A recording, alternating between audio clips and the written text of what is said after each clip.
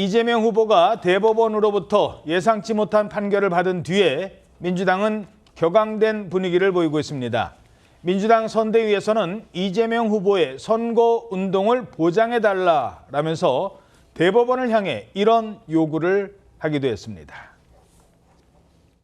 조희대 대법원은 대선 불개입 의사를 명확히 밝히고 공평한 선거운동을 보장해 주기 바랍니다.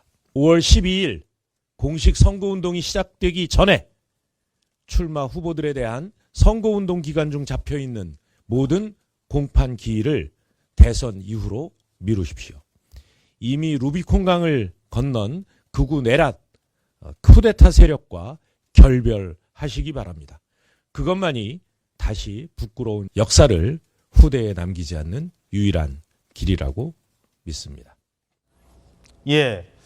자, 5월 12일로 이 답변 시한까지 정해놓고요. 대선 후보들의 재판을 선거 이후로 미뤄달라 이런 요구를 하는 건데 글쎄요. 지금 대선 후보로 거론되는 사람 중에 재판받는 사람이 이재명 후보 말고 또 있는지는 모르겠습니다만 어떤 주장인 겁니까? 그렇습니다. 민주당에서는요, 국민의 선택권을 제한해서는 안 된다고 하면서 대선 출마 후보자 모두에 대한 어떤 재판 공판을 대선 출마 이후로 미뤄야 한다고 주장하고 있습니다. 그런데 언급됐던 것처럼 지금 현재 대선 출마자 가운데 재판이 진행되고 있는 후보는 이재명 후보밖에 없습니다.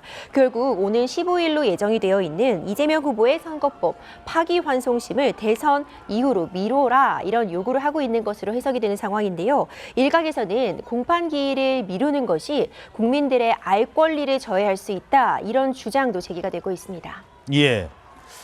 자, 이런 가운데 오는 15일 열리는 이재명 후보의 선거법 관련 파기환송 이 재판이 첫 재판이 열리는데 여기에 출석하지 않을 것이다 이런 예고도 했다고요? 예, 그렇습니다. 앞서 이 후보의 선거법 위반 사건의 파기환송심을 담당하는 서울고법 재형사 7부는 첫 공판 기일을 오는 15일 오후 2시로 지정했었습니다.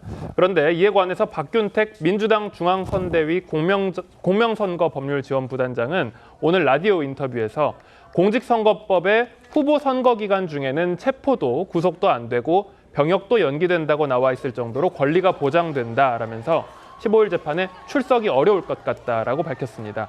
이 후보가 공판에 불출석하면 재판부는 추가 기일을 지정한 다음에 재판을 진행할 수 있습니다.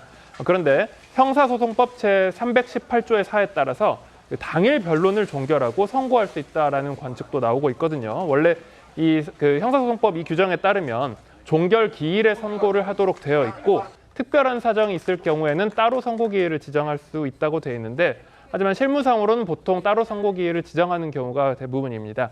다만 이제 이런 상황에서 당일에 바로 선고, 즉일 선고를 할 수 있다는 가능성을 이제 점치고 있는 것입니다. 그럼 15일 날 당일 선고할 가능성도 있다? 이론상으로 그렇게 가능하다는 뜻입니다. 네. 예.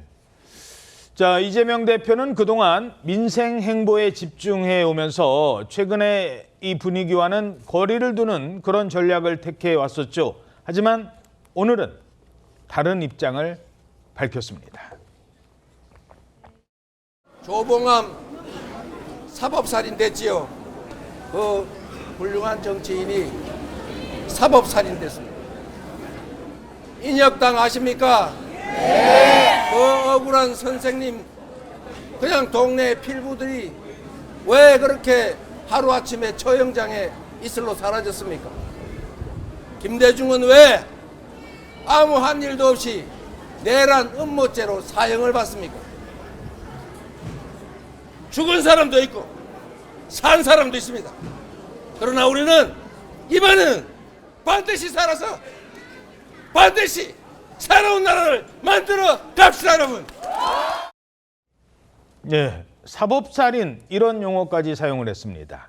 자, 이 발언 어떤 해석들이 나오고 있습니까? 최근 자신에 대한 대법원의 판결이 사실상 사법살인에 비견될 정도로 억울하다 이런 취지로 발언을 하고 있는 상황으로 생각이 됩니다. 이재명 후보 이날 발언은요. 최근 자신의 공직선거법 사건을 유죄 취지로 파기환송한 대법원과 국민의힘을 겨냥한 것으로 풀이된다는 것이 중론인데요. 억울하게 사형 선고를 받았던 조봉암 전 진보당 대표와 김대중 전 대통령을 언급하면서 자신에 대한 대법원 판결을 권위주의적 정권 시절에 사법살인으로 치부되는 이들 사건과 사실상 동일 선상에 두고 있는 상황으로 풀이가 됩니다. 정치권에서는 파기환송을 맡은 서울고법이 재판의 속도를 내는 등 이 사법부 판단에 따라서 대선 행보에 차질이 생길 가능성이 커지니까 이 후보가 직접 이런 용어까지 써가면서 공세에 나선 것이다, 이런 해석이 나오고 있습니다. 자, 그렇다면 만약 대법원에서 이재명 대표 재판을 미뤄주지 않으면 그때는 어떻게 하겠다는 걸까요? 자, 민주당에서는 이런 용어가 나오고 있습니다. 대법원장이 뭐라고? 우리가 사법 구태타라는 말을 했으면 거기에 상응하는 대응을 해야 된다. 모든 수단을 다 동원할 거고, 그리고 저쪽에서 합법을 빙자해서 열을 준비한다면 우리는 합법적인 테두리 안에서 100,000을 준비해서 대응해야 된다. 우리 국민들이 대통령도 2명씩이나 탄핵한 국민이에요. 대법원장이 뭐라고? 자, 그러니까 대법원장도 탄핵시키자, 이런 주장까지 나온 거군요. 그렇습니다. 강도 높은 비판 이어가고 있는데요. 먼저 민주당 박범계 공동선거법률지원단장은요, 조희대 대법원장이 10명의 대법관과 함께 대선 개입 판결을 내렸다면서 졸속의 정치관여, 표적 재판의 사실상의 기획자고 집행자였다.